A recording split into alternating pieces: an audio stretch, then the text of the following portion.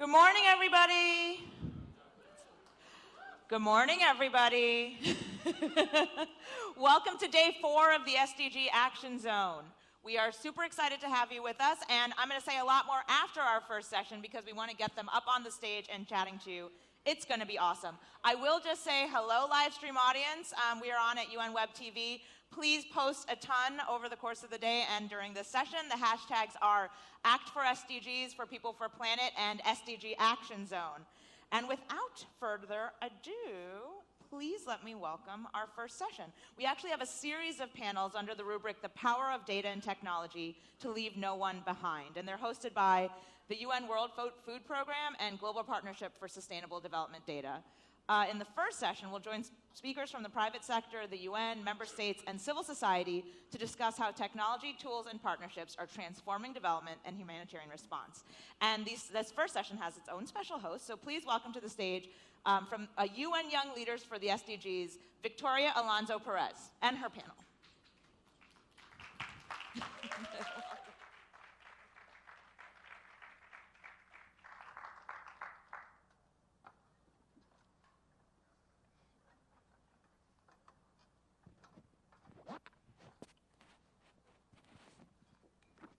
Hi, everyone. Thank you very, very much for joining, all of you that are here, but also everyone that is watching us live through the live stream. As a reminder for today, the morning will be divided into 2 sessions.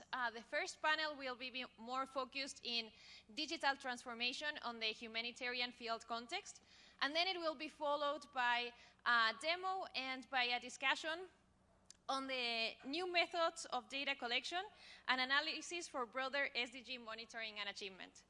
And since we're a bit tight on time, let's get started.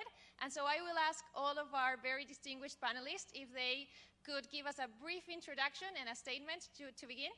Maybe we start with you, Matt.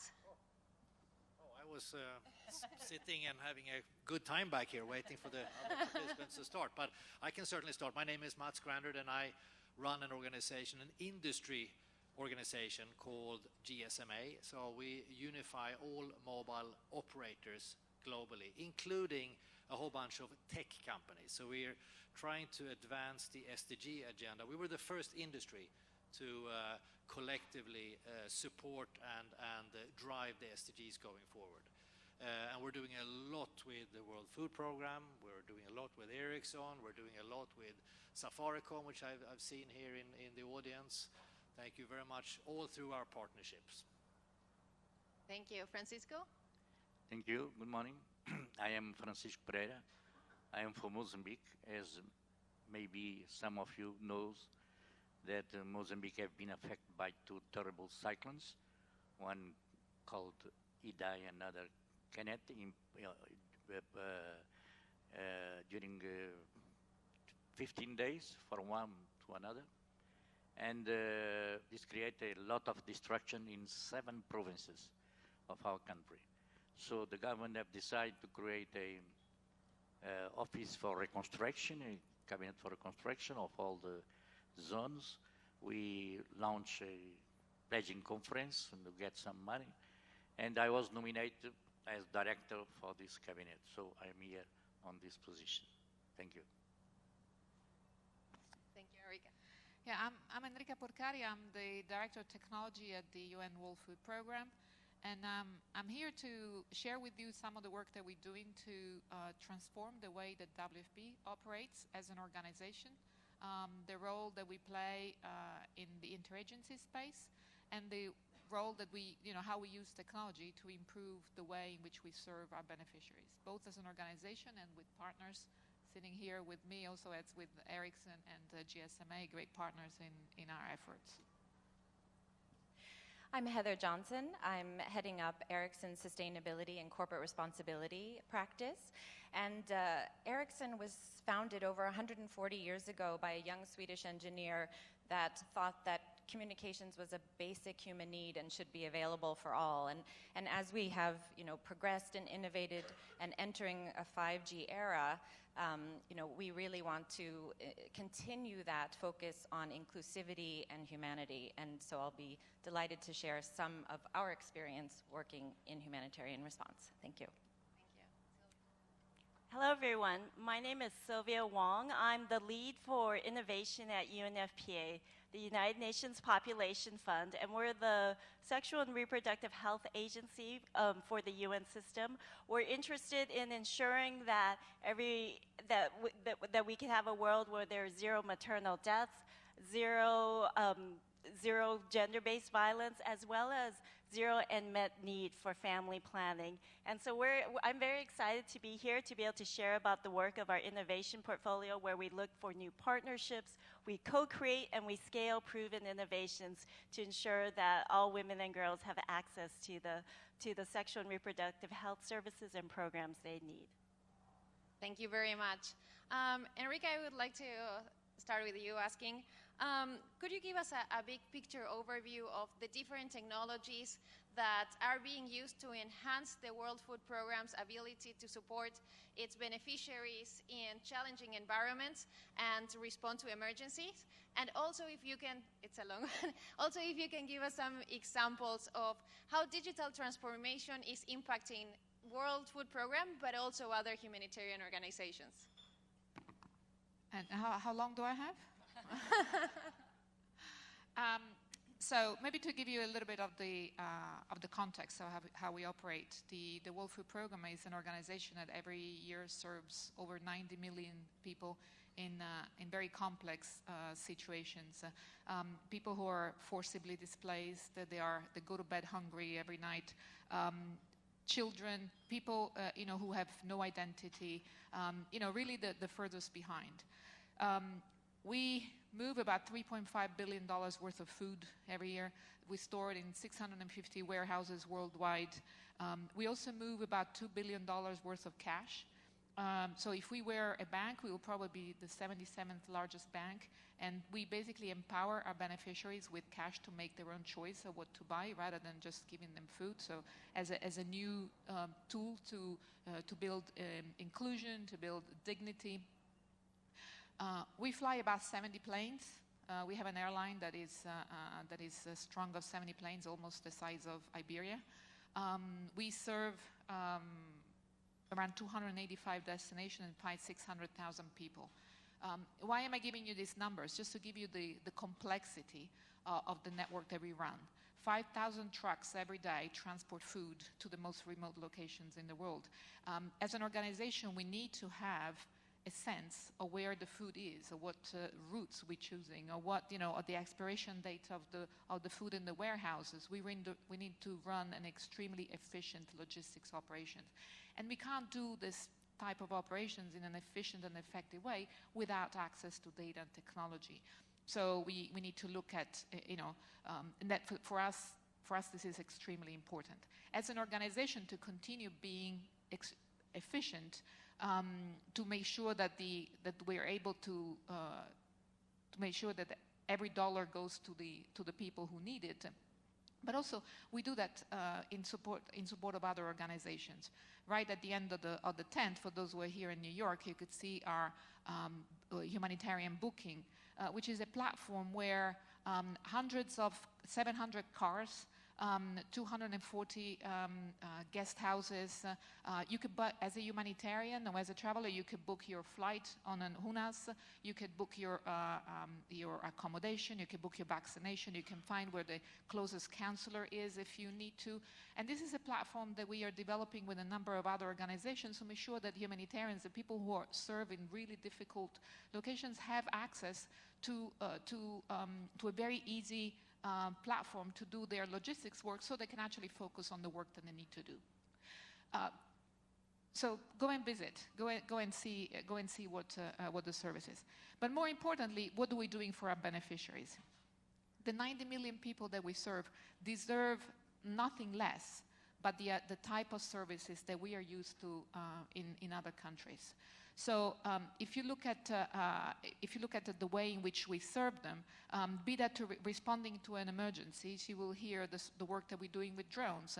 How do we ensure that we use technology to do a very rapid assessment of where the damage has been caused by a hurricane or by an earthquake? How do we make sure that we know what's needed in a very fast way? How can we reestablish connectivity in a place that has been completely wiped out. And we have many examples from the Dominica last year, where with Ericsson, we actually deployed a network in a country that had nothing left. Mothers could not tell their children that they were safe. People couldn't ask for help. And it was our job to, within 72 hours, with support from our partners, reestablish the connectivity so that the people who are affected have the rights to connectivity. As Heather said, connectivity is not only a right, it is part of your human rights. It's reestablishing the dignity. And what I said earlier, we not only provide food to beneficiaries, but we give them cash for them to make their own decisions of what they want to eat, reestablishing and re-giving them the dignity of choosing what they like, but, when they need it, for mothers to be able to choose what their children eat. And at the same time, we reestablish, markets. We're providing, opportunities for market to reinvigorate itself rather than bringing food from outside when there is a possibility of doing that. And it's not instead of, it's an additional tool. So we use technology for internal efficiencies and effectiveness. We use it through our interagency platform, and also to serve our beneficiaries better. We need to know them better. We need to know what they need, what they like, what they want, and be able to serve them better. That's how we use technology. Very, very interesting. And you mentioned that partnerships are key to accomplish this. And you also mentioned Ericsson. Heather, I would like to ask you more about the Ericsson Response, which is the disaster relief program. Could you tell us a bit more about it and how you scaled it since 2000? Absolutely, delighted to. One of my favorite topics. So Ericsson Response is an employee volunteer program. It was established in the year 2000 because actually really from a grassroots level, employees within the company understood, they could foresee the way that mobile technology could be an enabler during a humanitarian response situation. And, I would posit that this was really public-private partnership before it was a thing. And so really beginning at that time to work together and to really kind of co-create and develop how this could be realized. And of course, I also, think to say that the mission is sort of the tip of the iceberg, but of course it requires tremendous preparation, collaboration, development together to be able to really fulfill the mission of Ericsson Response and to serve the humanitarian community. So since the year 2000, Ericsson Response has been on 40 missions in 30 countries, and most recently, both the Dominica a year ago, and most recently on the ground in the Bahamas. I think Ericsson as a technology company, of course, we really think that that's our core contribution. It is both the technology solutions, but also the expertise of our employees, which I think is why this is such a powerful, powerful program. But I think technology alone will never solve anything. And so I think it is really twinning technology together with partnership, collaboration. I think it's a very, clear sort of ethos of Ericsson, I think, with Swedish roots, to really have that collaborative, open approach. And so we value the partnership so much with World Food Program, because we know that together we can collectively create so much positive impact at a time when it's needed most. And I think it's really a testament to this collaboration that we have been able to, I think in the early days, it was very much a focus on the humanitarian workers and the real practitioners who were delivering support. But I think what we've been able to see, and really just circling back to that, really wanting to make sure that humanity was at the center of our technology solutions, we are now enabling and providing and supporting the affected communities as well as the humanitarian responders. So I think it's been a fantastic progression. We've of course learned a lot together over the 20 years, but I think it's a strong example of how technology can play a role when it's applied and in partnership with others. Thank you. That is a really fantastic program. And taking a larger view, Matt, I would like to ask you, could you provide some examples of where mobile technologies are being used for humanitarian response? And how is it possible to scale the use of mobile technology so that no one is left behind? Yes, it's all about scale. I think that's the important bit. And if you take the big picture, we're roughly, 7.2 billion people on the planet. 50% of that, 3.5 billion, are connected to the internet. 3.5 billion are not. So that is a huge task for us. Now we're seeing good progress. Over the past couple of years, 140 million more people have been connected to internet. And we know that when you are connected to internet, that's when real magic happens. But we still have half of the world to connect. So why is that so? Well, if you look at that 50%, it is actually 40-10. 10% is not covered by a mobile infrastructure. There is no cellular connectivity, but that's 10%. 40%, so some 2.8 billion people, actually live beneath a 3G or a 4G network, i.e. they have the capability to connect to the internet, to mobile internet, but they choose not to. And then you can ask, so why don't they choose? Why don't they want to be on the internet? Well, there's a whole array of issues. It could be affordability. It could be that I don't know how to use it. It could be that, there's only bad things happening on the internet. I don't want to be part of that. Or it could be, which we think is the biggest actually, that there is no local content that is relevant for me. So I have the money, I know how to use it, I'm not too scared of using it, but honestly, I've been, why should I be there? There's nothing there for me. So there's a huge opportunity to work through partners such as these to make sure that we come up with local content that is relevant. So that's on one side. The good news is that from a connectivity perspective, we don't take internet per se, just use the mobile phone. Then we're connecting 2/3 of everyone. So we're connecting some 5.2 billion people out of the 7.2. So 5.2 billion people are connected, and it is rising quite rapidly. One example is over the past 5 years, 250 million more women in low and middle income countries are now using a mobile phone. So we can actually say that 80% of all women in low and middle income countries are using a cellular phone. Maybe not on internet, but at least calling and talking to each other. Remember the old feature phone when we didn't have a smartphone, but the feature phone? That is still a huge selling opportunity out there. So there is plenty more to do. The mobile connectivity is critical in relief, in early warning systems. Connecting refugees, for instance, in camps is absolutely critical. Sometimes it is as important as food. That's at least what we have seen. And one of the blocks take Rwanda, for instance, refugees there, up to 60% of them are opting to get the connection immediately. So it is critical for them to know, where is my family, what is happening in my home country, where should I be going, all this information. It's a thirst of information, quite understandable, honestly. But one of the barriers we're having is that mobile operators, we are scrutinized to make sure that when we sell a SIM card, the little plastic that you put into the phone, we need to know who you are. We need to know KYC. We need to know your customer for a whole array of reasons. And that is preventing refugees of buying a SIM card, because they normally don't have any proof of identity when they come. That's sort of one of the reasons why they're fleeing. So we're working actively with governments to relax those requirements on refugees, to make sure that everyone entering into a camp are able to get the SIM card, are able to be connected, are able to be online.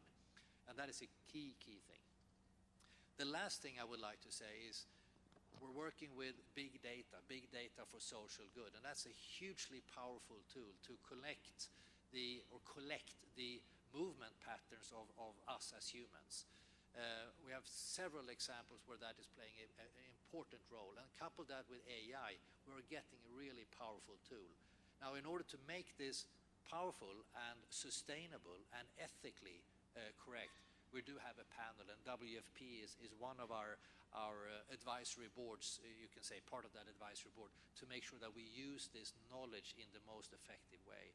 And we have several fantastic examples of where we, in Telefonica, a Spanish operator in Brazil, in Rio de Janeiro, they can predict air pollution problems now up to 2 days before it actually happens. And by doing that, we can warn citizens. And if we scale this up, there's going to be hundreds of thousands of people's lives that we're going to be able to save.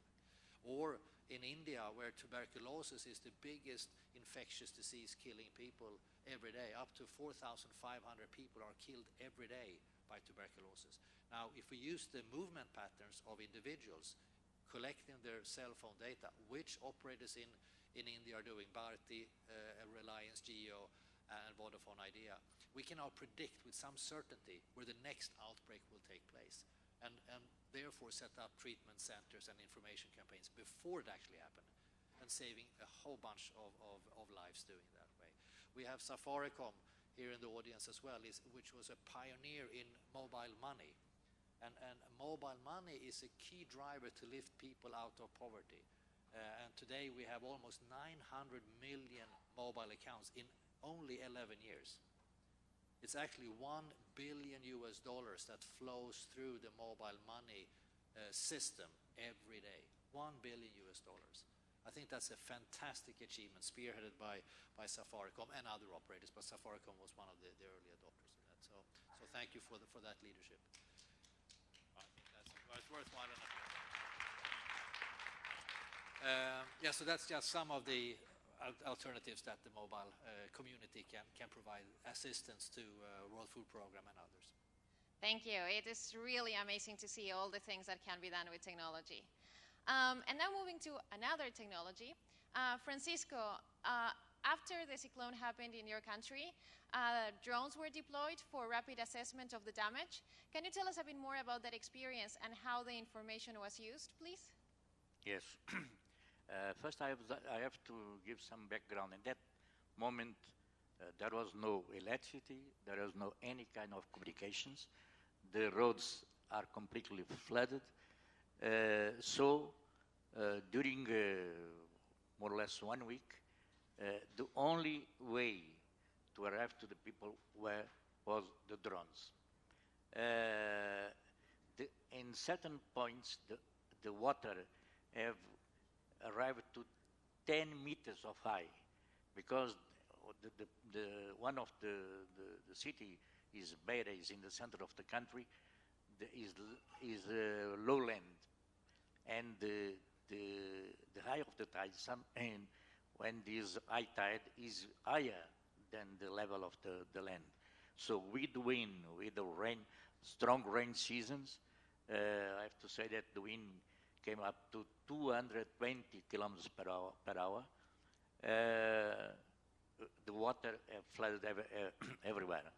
So the only way to arrive to the people have went to the top of the trees to be in safe position. And even so, we had more than 600 people died and washed away by the water. So the drones identified the places where the people were and transmit information for different organizations, mainly the people for rescue coming from South Africa and other countries. And with that information, they went there and tried to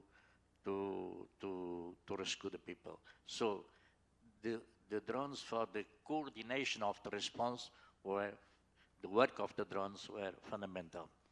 And also now, the drones also gave us the image of the level of destruction in certain areas, in terms of housing, buildings, etc. And now it's possible to have a good assessment for all the detail. But the information have been used by, can mention here the different organizations that have logistic cluster, shelter cluster, health cluster, watch cluster, all of these organizations relate with the United Nations system. Following what you have said, my colleague of panel here, now we are also implementing to a system with mobile phone to organize the process of recuperation out the houses using a system that the government will give the materials, but to receive the materials, we open a tender to select a provider of materials, and the people, each family receives through the mobile phone a level of money to buy the materials. It was impossible in the other way because in that zone there is no banks, there is no any kind of system of payments. So we have very spread already the M-Pesa program that the people can receive without any account the money in this mobile phone. So this is some examples that the technology can help very much the countries like us. Thank you very much for explaining your experience. Sylvia, looking at new models of cooperation, I understand that UNFPA and the World Food Programme are collaborating in helping 8 teams from around the world design and test digital solutions to help in family planning. Could you tell us a bit more about that experience? And also, I would like to know, how is collaboration and innovation happening today in the UN system, especially since digital technology is changing so fast? Thank you very much for that question. And just as I said earlier, that UNFPA is looking to ensure that women around the world will be able to decide whether and when and how many children that they would like to have over their lifetime. And to be able to plan their lives and to plan their families is so critically important to have the access to the sexual and reproductive health information and services is absolutely key to that. Yet, around the world, there's still 200 million women and girls who do not have that right. And so therefore, that's why we joined forces with the WFP Innovation Accelerator Program, because we want to unlock new solutions to go about ensuring that women and girls can be empowered to have the access to the services, the information, the data to get there. So by working with the WFP, we are looking at new solutions to both leverage low-tech and high-tech to find ways of understanding where are the conversations happening among women and girls for why, or what are the barriers to why they're not able to access these services. So looking at the role of big data, where the conversations are happening, with whom, where, what are the myths that are standing the way. We're looking at doing deep dives to understand these perspectives. We're also looking at ensuring how data could be leveraged for understanding, well, where are the bottlenecks to our supply chains for sexual and reproductive health commodities? Where we might be able to look at the commodities in one clinic in District A could be better deployed and to understand the stock so that we reduce wastage in this clinic and can deploy it to a different clinic so that we reach the last mile. Looking at the role of natural language processing, so we could say, not Siri, but hey, Firefly, where is the stock levels for these types of commodities that can be deployed to this clinic, say in rural Mozambique? etc. And also new ways to work with young people so that they can have the information, education, and know where to go for these important services at the tips of their fingertips beyond clinic walls and beyond schools, because we know that they experience a lot of barriers. So by working with WFP and other partners, we're tapping into new expertise, new ideas, thought leaders on design thinking, startup approaches, communication, supply chain, logistics, so that we can come together for really powerful solutions for women and girls around the world. But I would like to say one more example. So beyond the boot camp, we are supporting these new ventures as part of our pipeline for UNFPA. We also have some different global digital goods we're working on with data and GIS, georeference coding where population movements are going, as well as some fun partnerships with at the country level. Enrique, you mentioned about your Cash for Dignity project, and we are actually building off that by, while you're doing the money of ensuring that there's money for women and girls to access food, we're piggybacking off that program to ensure that where women and girls would be able to access those supplies and purchase what they need for dignity, whether it's with menstrual products, soap, clothing, etc. Because we work with the same beneficiaries in the same locations, we're more powerful together as the UN, and to be able to ensure that there's innovative ways of sharing knowledge, sharing expertise, aligning our programs so that we reach the last mile for the women and girls around the world. So thank you. It's awesome. And I really like that you mentioned low technology, like high. And, sometimes I think that there are many problems that can be solved with very simple solutions. We don't have to go to all the latest technology. Actually, our panelists were very good with time. So we have time for, I think, 1 or 2 questions from the audience. Anyone? Wow, you blow their minds. So... So I have a question for the panel, and this is open. What do you think is the future for digital technologies in humanitarian response? What do you think we will be seeing in, 10, 20 years from now? Maybe. Matsu, you want to start? 10, 20 years, that's pretty long. I think Heather is better equipped to answer that than I am, but I do think that low and high tech, I think that is becoming almost an obsolete term.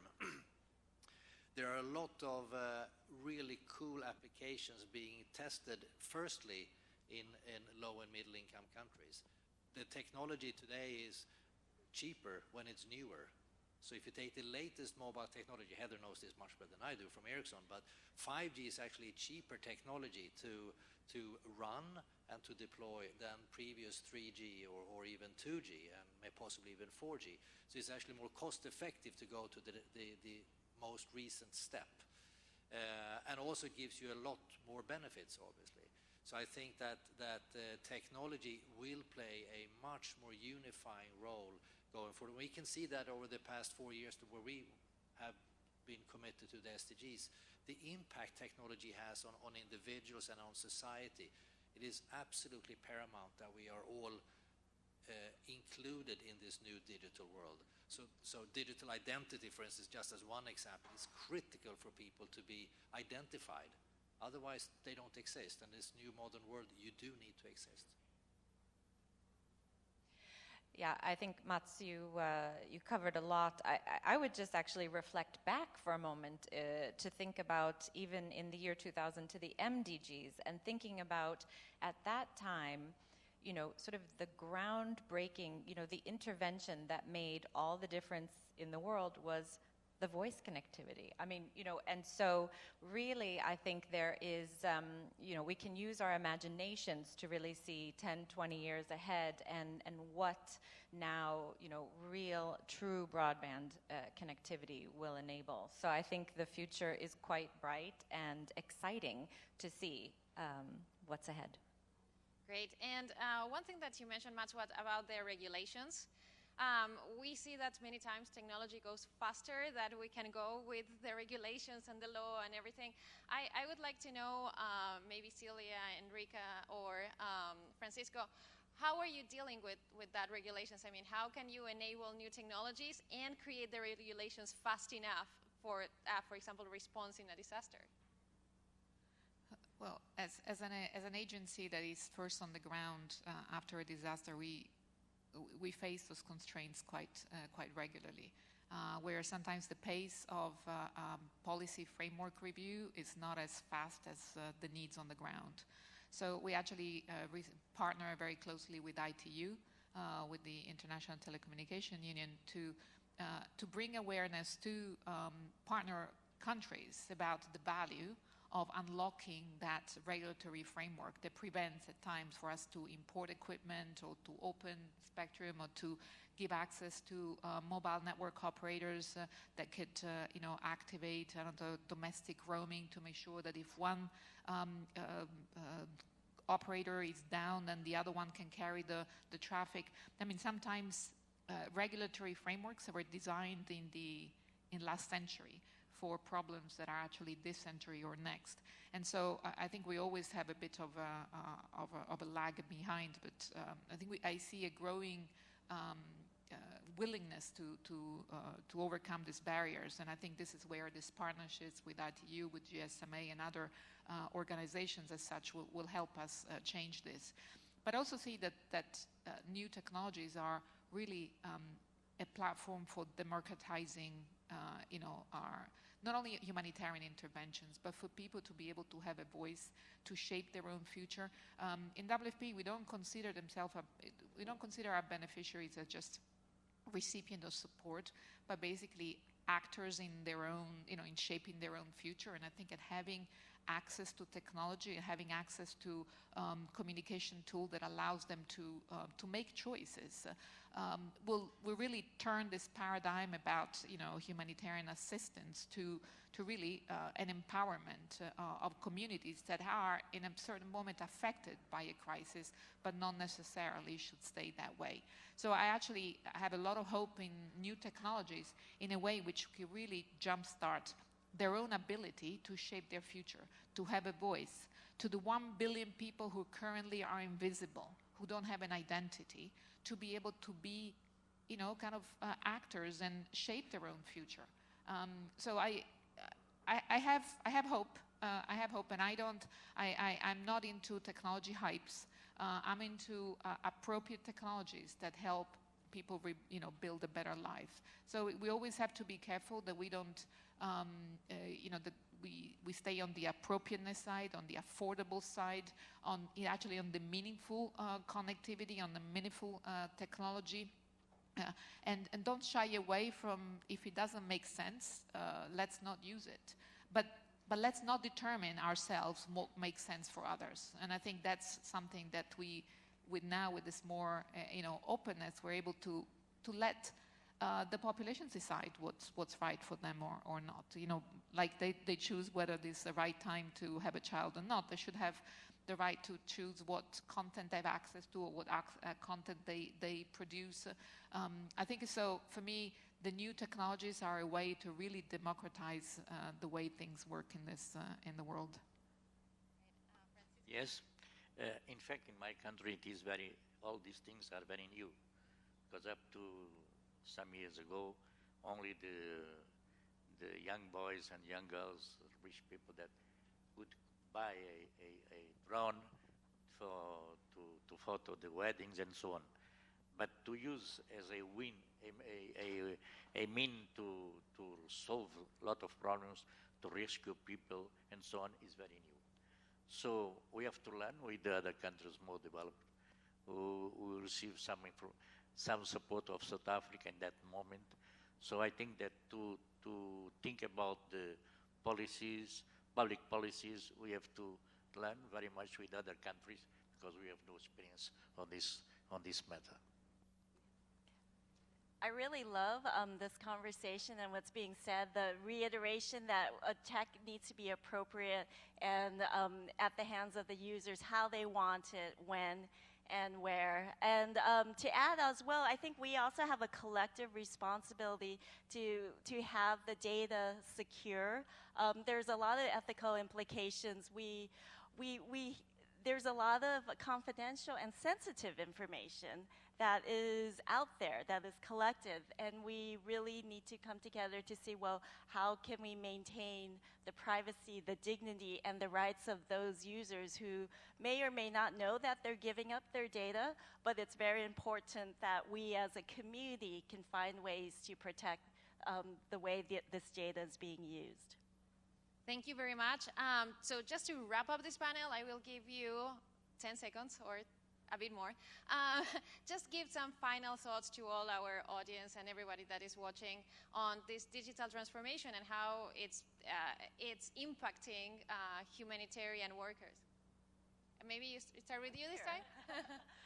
I think the future is today. And I think because the world is so diverse, technology is not necessarily the magic bullet for everything, but when people design and decide what works best for them, then at the grassroots level, they know what works well, and we're here to enable them to make the technology a platform to make it happen to better their lives. But thank you very much. Just, I think, to reflect, I think, a lot of what has been said on the panel about technology keeping that human-centric, core to deliver real value and benefit, and to, the technology companies to be able to bring solutions to bear, but doing that in collaboration with partners who understand the needs best, so that we can really deliver, from that perspective, as opposed to going with a solution and looking for a problem. I think it's essential that we start with the human need. Thank you.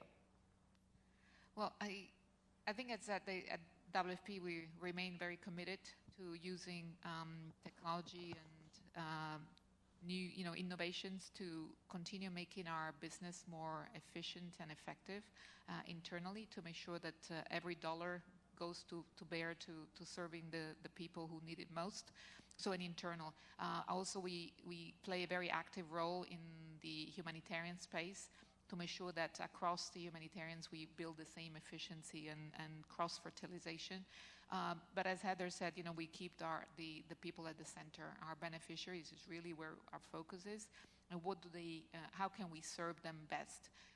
Technology helps, but we need to be able to continuously listening to their needs, creating feedback loops, understanding how technology can support their life, and that remains a centerpiece of our commitment as a very large humanitarian organization.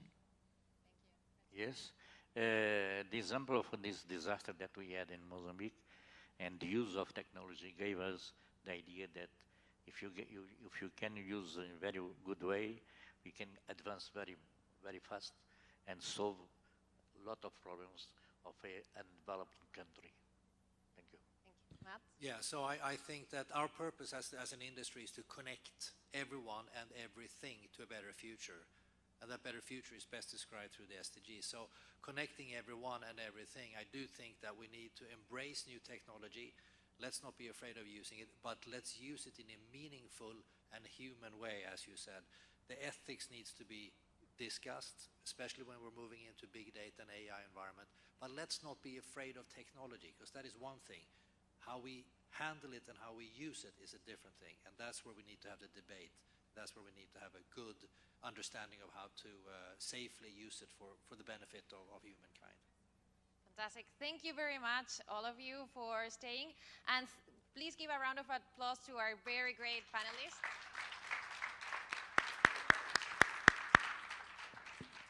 And please stay, that there is more coming now.